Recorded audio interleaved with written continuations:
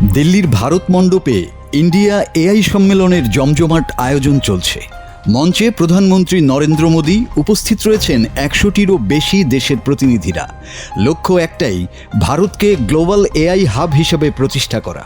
কিন্তু এই high profile সম্মেলনের মাঝেই হঠাৎ শুরু হয় এক অদ্ভুত বিতর্ক। গ্যালগোটিয়াস ইউনিভার্সিটি তাদের স্টলে প্রদর্শন করে একটি 4 পাওয়ালা রোবোটিক কুকুর, যার নাম অরিয়ন।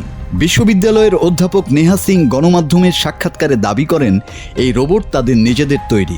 ভিডিওটি সোশ্যাল মিডিয়ায় ভাইরাল হতেই শুরু হয় ফ্যাক্ট চেকিং ঝড়। অনলাইন ব্যবহারকারীরা দ্রুতই শনাক্ত করেন এটা ভারতের নিজেদের উদ্ভাবন নয়, এটা চীনের কোম্পানি ইউনিট্রি রোবোটিক্সের তৈরি বাণিজ্যিক মডেল জিও 2, বাজারে যার দাম প্রায় 2 লাখ রুপি, অর্থাৎ যে কেউ কিনতে পারে। এর পরপরই পরিস্থিতি দ্রুত পাল্টে যায়। সমালোচনা, জালিয়াতির অভিযোগ সব মিলিয়ে সম্মেলনের মাঝেই তৈরি হয় অস্বস্তি। খবর আসে বিশ্ববিদ্যালয়টির স্টল খালি করতে বলা হয়েছে। কিছুক্ষণের মধ্যেই স্টলের বিদ্যুৎ সংযোগ কেটে দেয়া হয়। বুথ অন্ধকার, কর্মীরা নেই, একটা দমবন্ধ করা অস্বস্তিকর নীরবতা।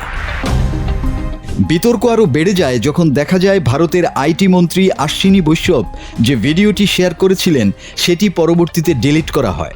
বিশ্ববিদ্যালয় দাবি করে এটি অপপ্রচার। তাদের বক্তব্য, তারা কেবল শিক্ষার্থীদের এআই প্রোগ্রামিং শেখানোর জন্য সহজলভ্য প্রযুক্তি ব্যবহার করেছে।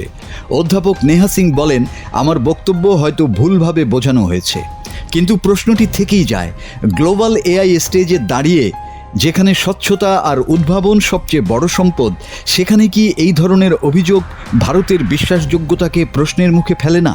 মিথ্যার উপর দাঁড়িয়ে ভারত যখন নিজেকে এআই পাওয়ার হাউস হিসাবে তুলে ধরতে চায়, ঠিক তখনই একটি রোবোটিক কুকুর হয়ে উঠল বিতর্কের কেন্দ্রবিন্দু।